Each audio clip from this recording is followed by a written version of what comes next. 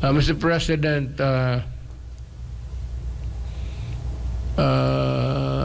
hindi mo na sinusunod yung demokrasya.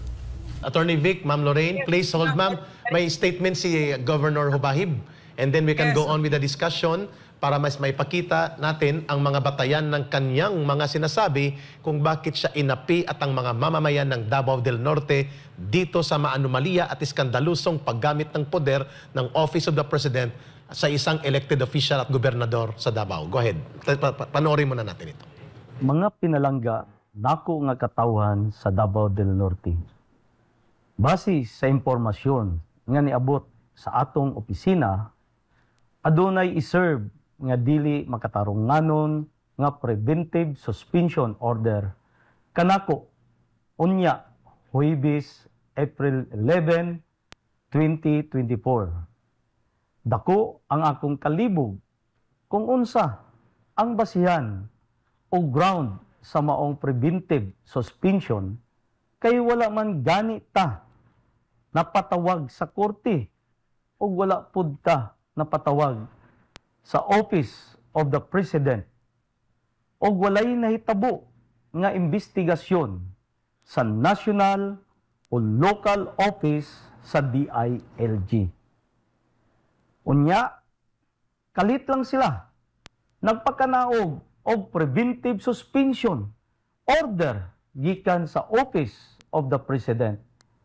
Busa, klaro gid kayo ang injustice kay kini wala ni agi sa sakto nga proseso sa balaod o due process of law, being violative of Rule 6, Section 3 of Administrative Order Number 23, Series of 1992, o sa akong constitutional right to due process.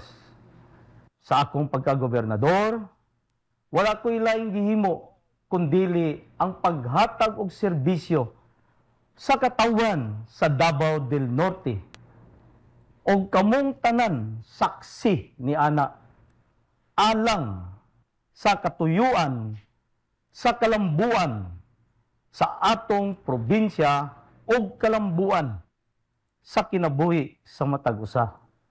Isip inyong Kuya Gob, ako nag-aawag kaninyo nga kita mobarog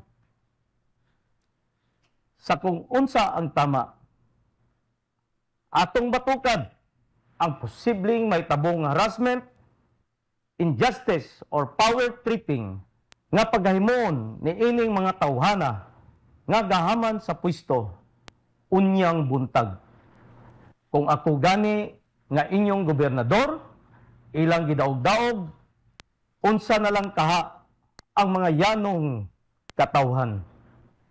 Dili nato tugutan nga ang maghari ni ining Davao del Norte, mga tao nga walay laing tumong, kundili ang gahom o proteksyon sa ilang sariling interes o paghimo o pagpangabuso o pagdaog-daog sa katawan.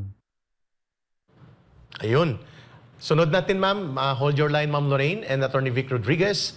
Ang naging interpretasyon at madamdaming reaksyon ni former President Rodrigo Duterte dito sa sinabi niyang tendency to use authoritarian power. What is very unbelievable to me,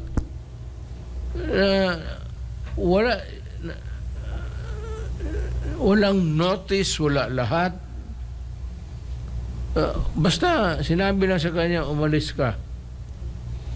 Alam mo, we are drifting into that kind of setup, which I think, to me, is very important for the President to realize it. Mr. President,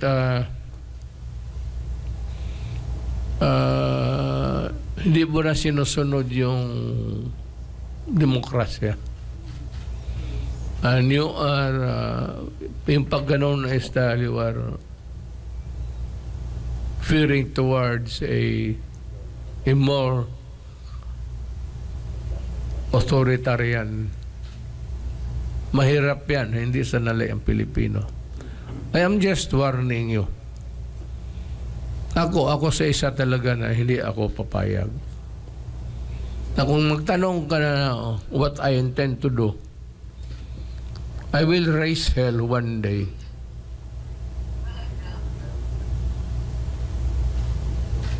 And I would ask the military and the police to join me. Not to force you out of the office. We'll just air our sentiment for you not to forget that the Philippines is a democratic state. Itong nangyari kay Governor, basta na lang pinaalam sa kanya na umalis ka. It violates the due process of law. Very important yang no person shall be denied of the equal protection of the Constitution. Tanggalin mo ang tao ng rason. And you must remember that the governor of North Davao has been elected by the people. Hindi yan trabahante na in-appoint mo tapos tanggalin mo. We have to respect the will of the people of that North Davao. Puro respeto naman. So you are veering dangerously close to being an authoritarian government. Ako sinasabi ko sa iyo kasi hindi ko nagustuhan yung style mo. Ayun.